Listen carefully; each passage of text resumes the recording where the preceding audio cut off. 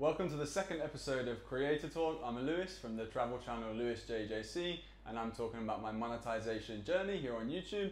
And today I'm joined by Zach. Thanks for coming on the show. Yeah, thanks for having me. So my name is Zach. I'm a tech YouTuber and brand strategist. So thanks for having me on the show. Awesome, very nice, thank you. So let's jump into some questions. Sure. First, I want to ask a big one about your attitude for YouTube, which is, do you do YouTube full-time? Is it part-time or a hobby? So for me, YouTube was basically an extension of my passions. I came from a background of doing fitness on YouTube, and then also doing vlogging after that. But tech was something that I always was passionate about in terms of I'm a nerd. So my channel is called Minimal Nerd. Basically, I cover tech in a very minimalistic way. I try to do laptop reviews. I try to talk about like software, for example, Mac OS versus Windows, those kind of things. And so yeah, just for me, in terms of the channel, like how I started, it started with the idea of creating really good content when it comes to, tech reviews that are a bit more straightforward. So my videos are usually between 5 to 10 minutes. Mm-hmm. And so that's the start of the channel. And then recently, as I talked to Lewis, I started to kind of have more of a fixed schedule for my production. So I would say now that it's becoming more full-time, mm-hmm. but it didn't start that way. So it mm-hmm. started more like, this is what I'm passionate about. I like to talk about these kind of topics, and I just wanted to create good quality content. So mm-hmm. yeah. Right, and we're in your little studio now. Yeah. We spent the morning recording a podcast for your new podcast series. Mm-hmm. Why did you decide to start a podcast series when you've been working on YouTube for a while? So yeah, the podcast idea came because of the group that I created like almost 2 years ago, which is the Vietnam content creator. Lewis is also part of that group, and we had a meetup recently where we talked about the YouTube life, the strategies that people use, and different kind of like concept of content creation from different kind of creators. So after the meetup, actually, I talked to my friend, and we had a good discussion about the diversity when it comes to content creation, especially on YouTube and maybe TikTok and other video platforms. So that's the start of the idea of creating a podcast to talk about the life of content creators, mm-hmm. and what kind of struggles they deal with, the kind of like technical aspect of content creation that maybe a lot of people are not familiar with, as well as the part of YouTube or the part of TikTok or any platform that maybe a lot of people should be aware of. So it's called That Content Creator Life. It's basically discuss the process of content creation and helping people start on these platforms. Because mm-hmm. I felt the same way when I was starting. I felt kind of lost, and I didn't know anything about what are creators dealing with in the background. You might see them on the YouTube channel as as somebody with a good production, and they're very consistent, but you never know what's happening behind the scenes, and that was always interesting for me to discover. No, that's really interesting. If you want to find out some of the answers to those questions, you can check out Zach's podcast. I'll be a guest in a few weeks. I'll leave all of the links for Zach's socials and channels in the description below. So awesome. Cool. So we just spent the morning doing your podcast. Yeah. We're shooting this video for Creator Talk now. We've got lights, a couple of cameras, lots of wires around. But for your podcast, we could just sit there, just have 2 microphones running and talk, just like friends. How do you like recording podcasts versus shooting videos where you have to think about lighting and everything like this? Yeah, it's for them to see what you look like. It's very interesting for me, especially because the podcast is so far audio only. And in terms of the setup and the process of it, it's much easier than making a YouTube tech video. So I've been enjoying that process because I can actually stay on track with the schedule I have with my guests. So like, for example, this week it's been crazy. I had like 10 guests in 1 week.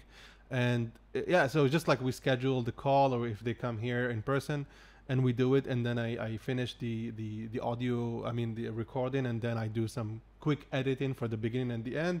I do my intro, which already is baked, and that's it. It's done. I can upload. Mhm. I wish YouTube or tech YouTube was like that. Like, Yeah. I mean, generally it takes me like 2 days average to make a tech video, especially because I involve a lot of B-roll, a lot of like. So the scripting part for me is the part that now takes most of the time, because it's the content. So the script is the actual content, and everything around the script, the filming, the B-roll, the editing, is kind of like a complementary to that. So in my process, taking 2 days to film, it's not easy. It takes, especially with a one-man band or one-man show. Yeah. So the podcast was really interesting because I could just do it as fast as I could, and it's interesting that I can make 10 podcasts, 10 podcasts episodes in 1 week, and I could never do that Yeah. with YouTube, Mhm. even if I had a team of people. Yeah, especially in your niche, I can understand that scripting is Mhm. that is the video, that is the content, Yeah, and so you really need to prepare it before you're ready to shoot, get set up, all of that. Whereas with podcasts, you kind of generate the content as you go. You know, you might prepare some questions like Exactly. we did, and have a little bit of setup with equipment, but otherwise it's just a discussion. So a bit yeah, more free. especially with the podcast, like I try to keep it within the parameters of the questions that I ask my guests usually, but at the same time it's a friendly conversation. It's more relaxed. I'm trying to talk about their life, their struggles, their advice and stuff like that. And like we did with Lewis before this, it's much easier to go through that process and then just stop recording, and then you have a production. Something is done. With YouTube is a very big it's a very big kind of like gap between where you have the idea and the actual result. With a podcast, I feel the gap is shorter. Mhm. It's just much easier. Yeah, And I'm enjoying it. yeah, and a bit easier to get into. A bit less equipment. You can freestyle it a bit more. So yeah, that was fun to. Just to go back to what we were talking before in our podcast, which is the idea of learning from previous experiences. So this is not my first podcast to produce.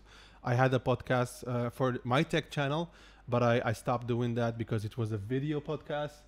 It was a collaboration between me and another tech YouTuber. His name is Mitchell. I think you already know him from the group. And we had this idea of creating a different channel for the podcast and maybe posting regular content.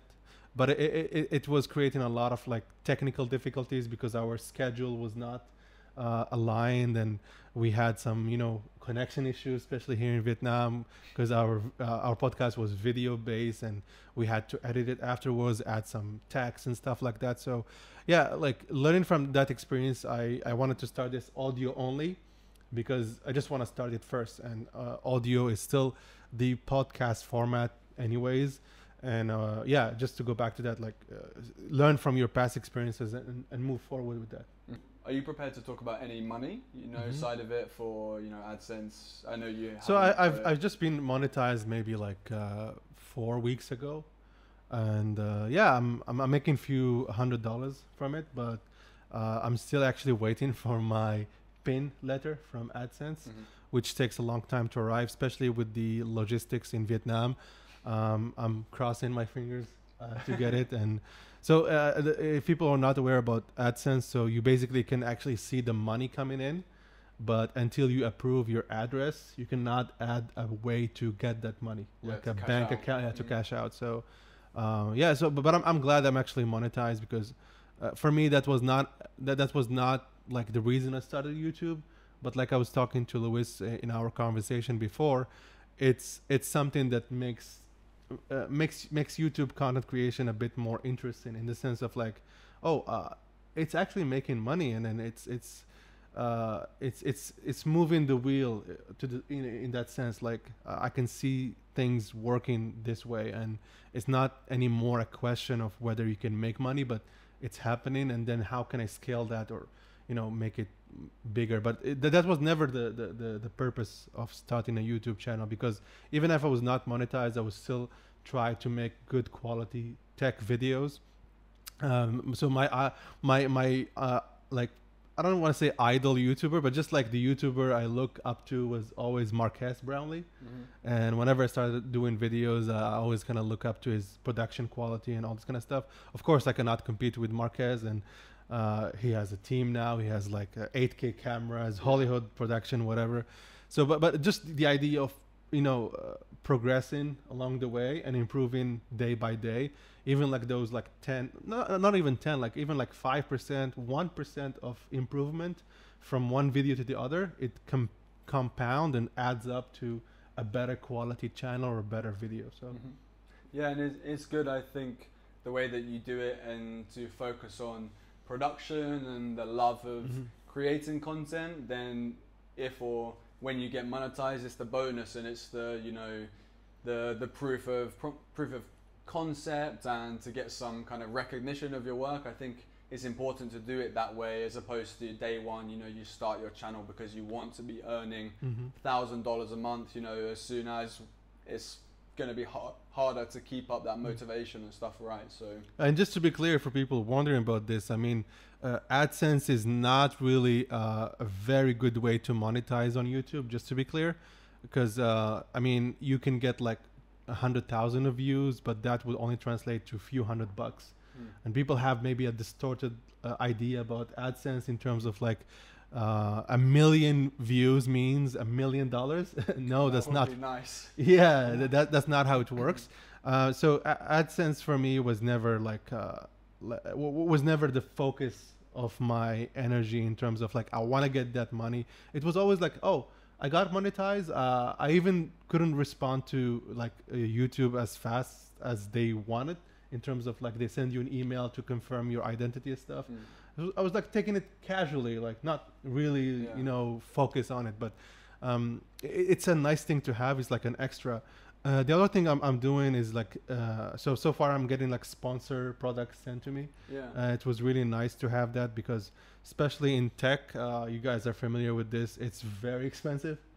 I mean, if you want to start a channel about anything, you could manage to buy some stuff, but when it comes to tech, YouTube, things can get expensive fast. We're talking MacBooks, iPhones, we're talking like PC setups, monitors. And weekly. Yeah, exactly. And every time you have to come up with new content and new products to review. So having sponsored, so for me, here's the funny thing, like having sponsored was more important for me personally than AdSense.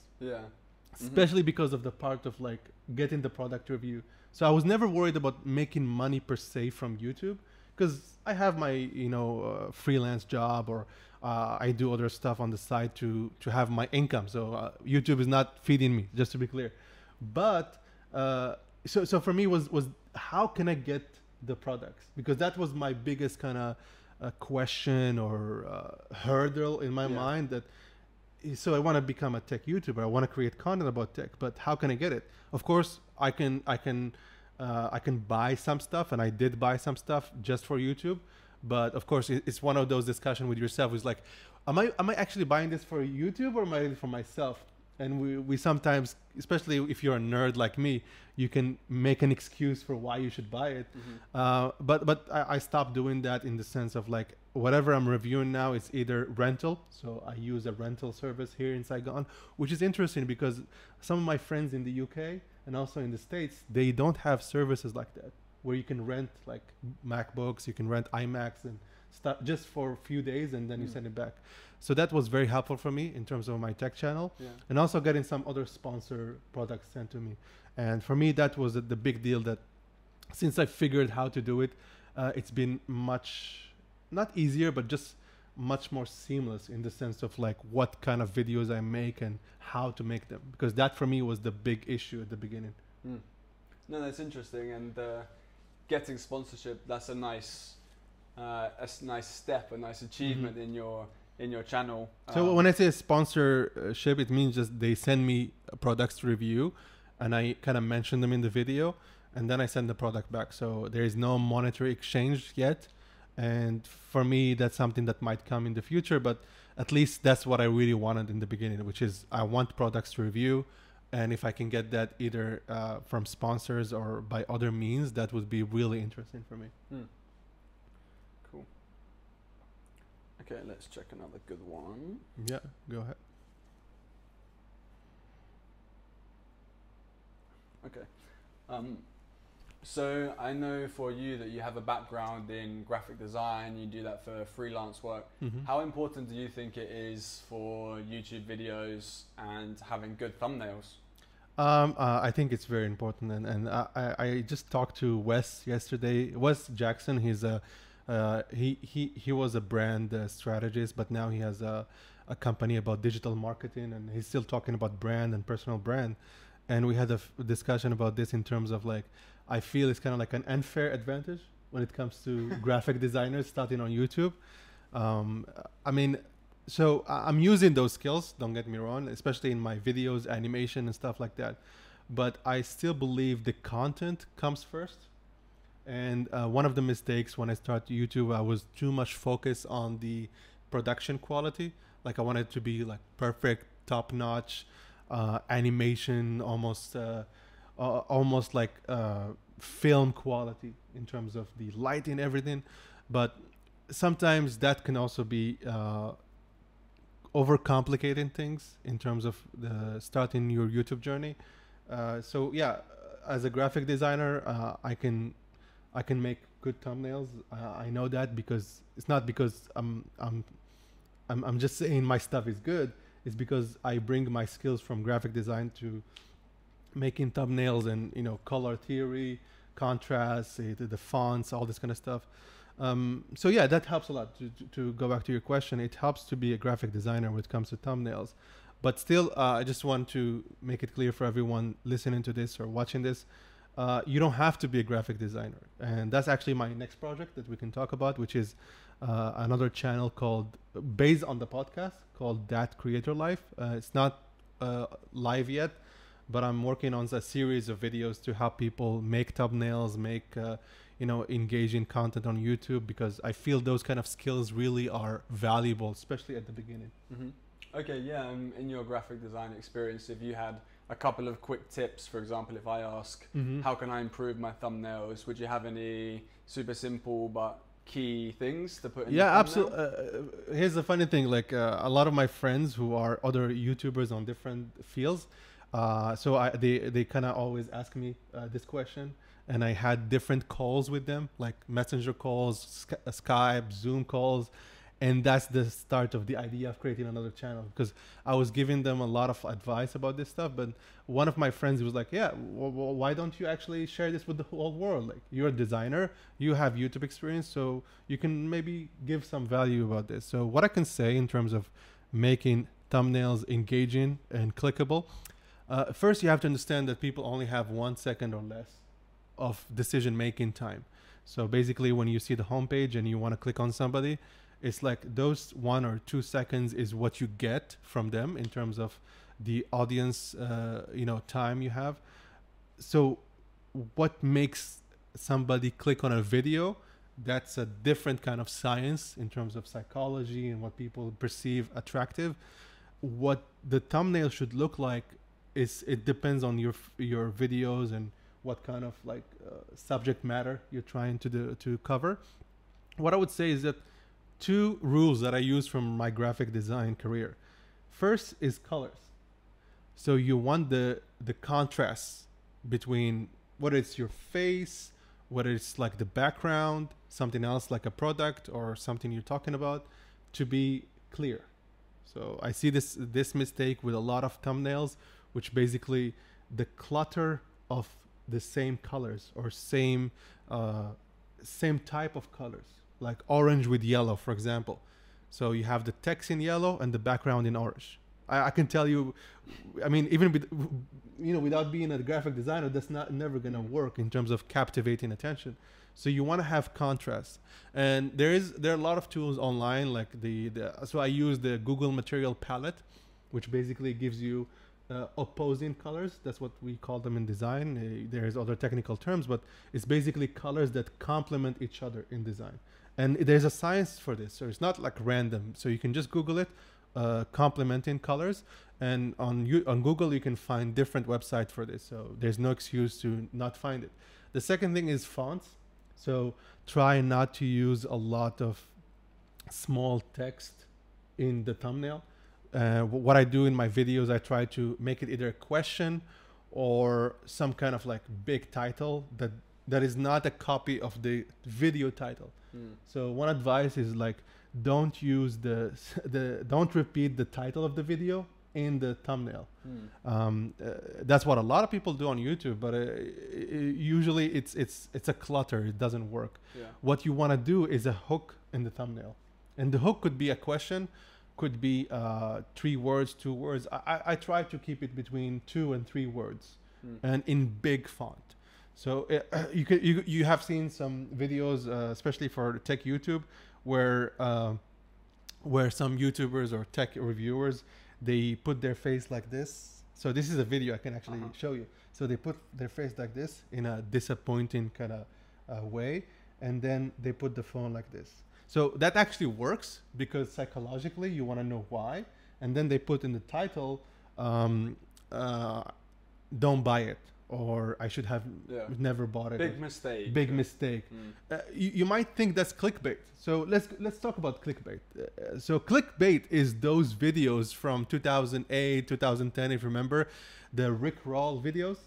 So you click on a video, there's a tutorial, and then it's like Rick Roll guy. I even forgot his name. That's a clickbait. So this is not clickbait, what I just talked about. That's just marketing. That's just pure marketing. Because you're going to talk about that topic in the video. So you're not deceiving people, but you want them to click on it. So, and why people click on stuff, like even Netflix did a study about this. I will share on my channel, which is basically you want people to, be interested in the answer, and you have to give them some kind of like hook, which basically could be a question, could be something about, like if you show them your like normal face and this is what I'm gonna offer you, some people will click on that. It's fine, right? But if you want more people to like be interested in it, so that's the marketing part of it, you really want them to ask the question, what happened? I want to know. And the only way to know, you have to click on it. So you can have the best video in the world, but if nobody's clicking on it on YouTube, you will not be discovered. So my advice for thumbnails would be, just to wrap it up, 3 things that you should focus on. First is the contrast. Number 2, maybe something that I didn't mention in detail, but at least 3 main things, and make them bigger. Big, not small. Make them bigger. Your face should be at least the height of the thumbnail. And at least 3 things, or 2 minimum, which is you, the title, if you want to put it there, and the product, or I don't know, for vlogging and travel, maybe food, like could be like pho bowl or something big, as big as your face, and also the contrast. And the third thing is try to put the hook in the video and in the thumbnail, and don't repeat the title in the thumbnail. So yeah, those are the things that I can come up with now. No, those are good ones. I think I'm quite guilty of part number 3, because you get told when you're creating that you should avoid being just clickbaity, meaning that your title, your thumbnail, your video, they should all, be cohesive, that your title should describe exactly what happens in the video, and your thumbnail should represent, your title. So I think I'm quite guilty of that I will just pick, the main 2 words and put them into my thumbnail, which isn't always the most engaging. And I think another thing you get told is to do like emotion in faces and stuff. And I think there's a bit of a meme that's like, it says like me like this, everybody like this, YouTubers, doing like some crazy expression. But I suppose having people's faces and stuff can be more engaging, emotion. You respond. The funny thing is that I also kind of had the same feeling or the same ideas about this when I first started, but something changed in me, which is basically reverse engineering my own behavior. Then I realized, wait a second, this actually works psychologically for human beings. And I've always been a fan of human behavior and studying it. So if you say that that's a clickbait, and you look at your own behavior on YouTube, you are clicking on videos like that. And why? because it works, because it's just like the psychology part of it. And you're also asking for attention. Like you said, the meme said that, you know, people can be normal and then YouTubers are like exaggerating the emotion. Well, you also are asking for more. You're asking for millions or thousands or hundreds of people to watch you. So why would they watch you? So it's like, imagine yourself back in the dark ages or the middle ages, where you are standing on the top of the Porsche or whatever, and you want people to come and watch you. Would you do that with just sitting there like this, normal, and people would come to you? Yeah, you would scream, you would do something, you know, interesting. Crazy, like those people who do the circus thing, or like the, you know, the fortune tellers, where, you know, they have a crowd coming around them. Why would the crowd come if you're just gonna sit there normal? Yeah. And you're gonna tell them, hey, I'm gonna tell you something interesting in a very enthusiastic way?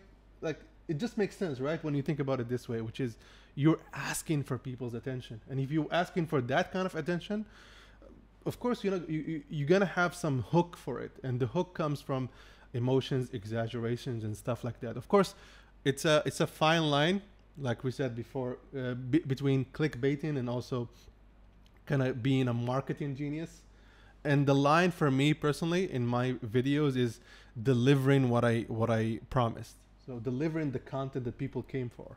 The hook can be exaggerated, the hook can be different, but if you deliver what people came for, like, nobody would just nobody would question how they get there, because they got the value, and the response would be thank you or appreciate this and stuff like that. So hopefully good response. Yeah. YouTube comment section can be a bit rough sometimes. Yeah. But, yeah. I know what you're talking about. Yeah. So one more question I have, because I've been following your tech channel and you recently just hit over the 1K subs. I've noticed that along with your long form tech reviews and product stuff, that you've been doing a lot with YouTube Shorts. Yeah. Can you tell me about you know, why you spend time to create that kind of very short form content, how it's helped or not helped your channel, and whether you're it's interesting. So for me, like, when I started my tech YouTube channel, I didn't have any shorts on the channel, because I felt there were, as a graphic designer, as somebody who was kind of coming from this idea of like brand and having things look nice, shorts were not something that I wanted to do, because of I don't know if you guys are familiar with this, but if you look at the shorts in a the main view of the channel, it looks ugly for me. With no thumbnail? With no thumbnails, yeah. So it's like I'm spending this much time to organize, and I have playlists. This is Mac, this is Hackintosh, this is Android, and everything is nice and organized. But then the shorts are there, like with random, you know, parts of the video, and it, for me as a designer, it was not for me. But having another channel, like we discussed before about gaming. So I have a gaming channel that's just a hobby, and I've been posting shorts on that channel, and they've been really going well, and they got me a lot of subscribers on the gaming channel without even trying to get them. So I was like, wow, shorts actually work.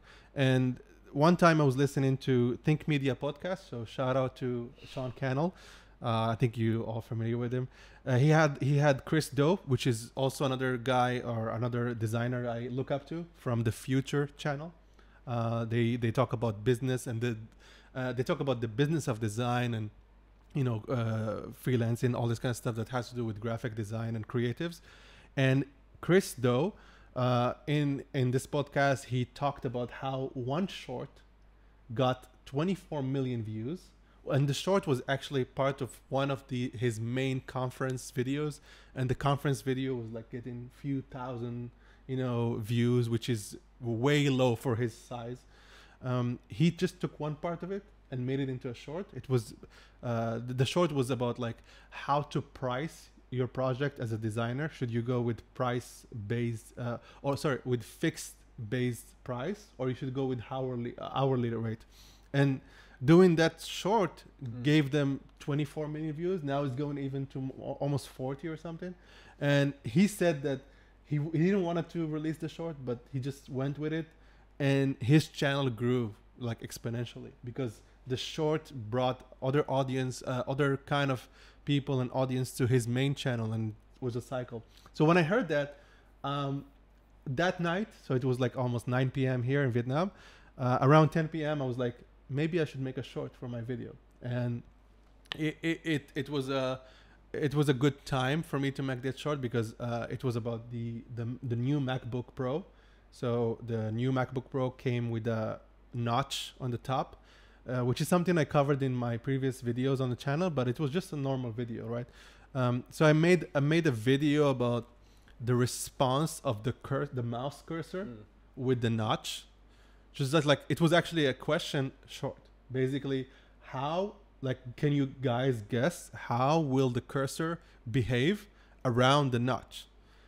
I posted the video, so it was nighttime. I posted around 11 p.m. It just took me like few minutes to make the video.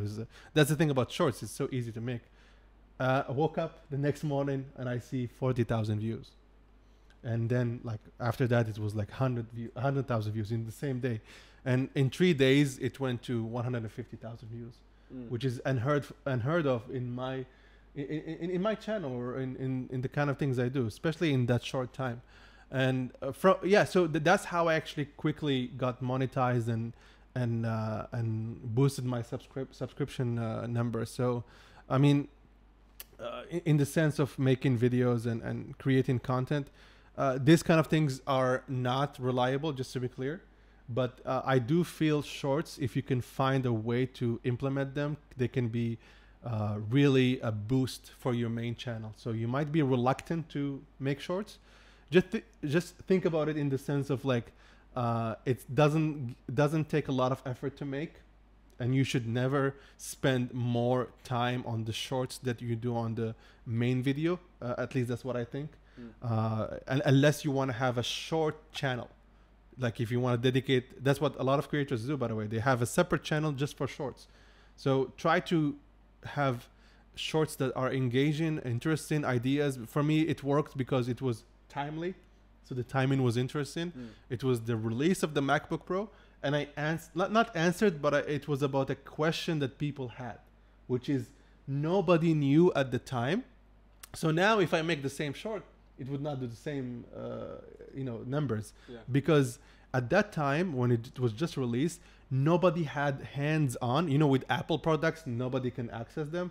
So nobody knew how the cursor will behave. And it was a question around the community. Like the idea came to me from Reddit. I was, I'm active on the Reddit community, and I saw people asking about this. And I'm like, yeah, let's make a video about it. So it was time, the trendy, thing, and also asking or answering good questions. Yeah, that's interesting that you got that success from that one short. Because how do you feel about, from your tech channel and doing shorts, how do you feel about generally the short form content, like what goes on TikTok now? Because I have mixed feelings about TikTok. Yeah, I can talk about it all day, but I have a hate-love relationship with TikTok, or not specifically TikTok, just the short form video that looks like a TikTok video. So the one that you swipe up. Okay, the swipe up is a new thing to the video format, and it was brought by Musical.ly, which then turned into TikTok. And I was one of the first on Musical.ly, by the way, doing some kind of funny or stupid thing. It actually got a lot of views back then with Musical.ly, but then I just stopped because just a hobby. So I feel shorts are interesting in the sense of if you can make videos that are for that format. So the mistake I made before with my shorts was I was just doing the same kind of like the same concept of a YouTube video and making it shorter in terms of the time, right? Or even speeding it up. But that doesn't really work, because if you see videos on TikTok that really blew up, it's usually something funny, something entertaining. So there's a lot of entertainment value in those kind of videos, and trying to make those kind of shorts is still a struggle for me.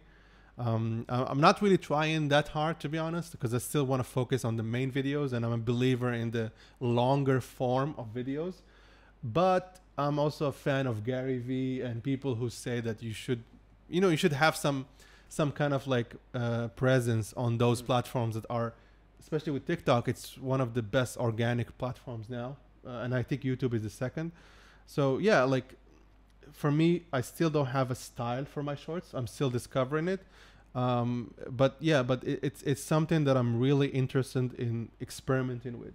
So my next short might be funny, might be more about some, let's say, tech failures. So one of my first TikTok videos was actually a funny tech kind of like moment where your PC crashed, and then you lost everything, and it was just a funny TikTok video, and it got a lot of views and stuff. So, and I forgot about it until I recently like checked my first video on TikTok, and sometimes we forget the thing that worked for us before.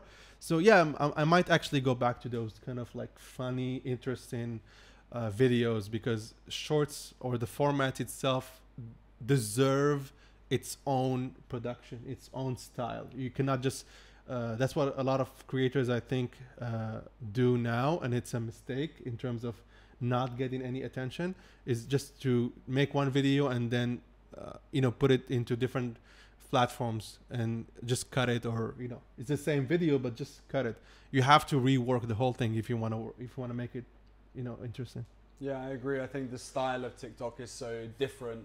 I do think one really cool thing about TikTok is that we talk about the production value, with all these cameras and lights running, and TikTok, it does enable like a very low barrier to entry. If you literally just have a smartphone, then you can create your own content and you have a chance of it going viral, and from then you can build it. I like that it's more accessible to everybody, but for me, it's not really my style, that very short, kind of comical or funny.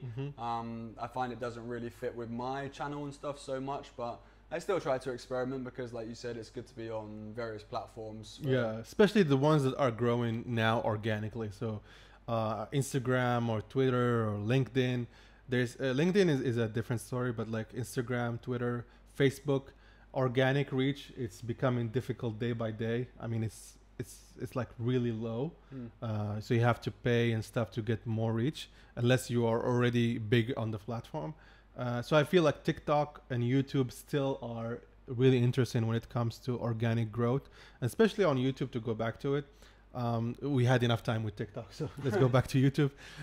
It's interesting to start with search-based content, so SEO optimized content, but just try to find your own balance, because you, like we talked with Lewis before, you don't want to be that guy or that girl or that just focuses on what the audience wants. If that's your thing, that's what you want to do, fine. But be aware that you're gonna be kind of like dependent on what the audience want. And a lot of YouTubers kind of in their late years, or whenever they have success with YouTube, they start to feel that they're stuck into that, like that kind of video. It's not about the niche, it's not about the topic, it's just the kind of video you make it first because of the audience, so you are making for them, and that's fine. That's actually the best way to start on YouTube, search-based content. But if you want to make passionate projects or content that you like, you just want to be clear about it in the beginning. So there are a lot of channels who make only tutorials, for example, which are search-based, and that's what people want. And they always do well in terms of the views and even the monetary, benefit. But if that's not what you want, that's what I'm saying. If that's not your goal with YouTube, try to find a balance between doing search-based content, which will grow your channel, but at the same time, do something that you're passionate about. Why? So this is the reason why. Because if you start YouTube from a passion perspective, not a business money just perspective, you want a reason to keep going. And the reason has to come from the heart. It doesn't usually work when you start with the idea of making money on YouTube. If you're a one-man show, it can work. Just to be clear, it can work if you are a production company with investment, and you have, so you know what you do. And those people usually hire a marketing agency to take care of all this stuff, and they know what they want from it, and they have the money to get there. But if you're just like me and Lewis, like one man or one girl show, try to focus on a balance between the passion and also the search-based content or the trendy content. And one rule that it's not really a rule, but just one thing that you can keep in mind is something like one for me and one for them. So one passionate project that keeps me sane as a YouTuber, and then one for the algorithm and for the search. And this one for me and one for them will keep you going, because what's really interesting about YouTube is that it takes a long time to build influence and audience. So you want to keep that momentum, and the only way to keep the momentum is to have some drive and desire to keep making videos. And focusing on the money itself will be the worst way you go about it.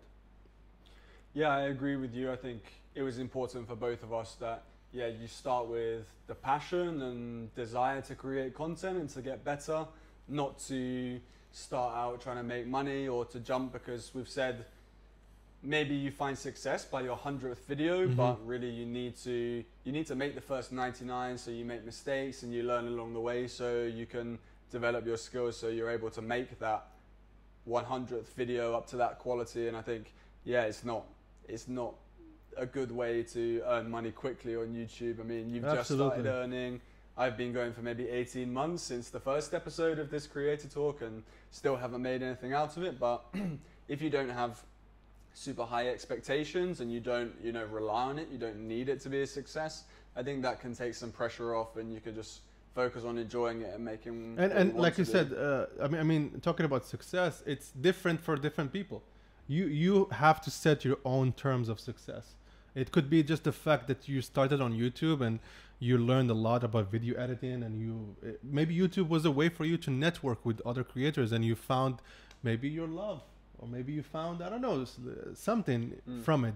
That could be your success. So don't get stuck in this idea of like, I have to be a millionaire from YouTube. I need to buy the next car from YouTube. And you can do that.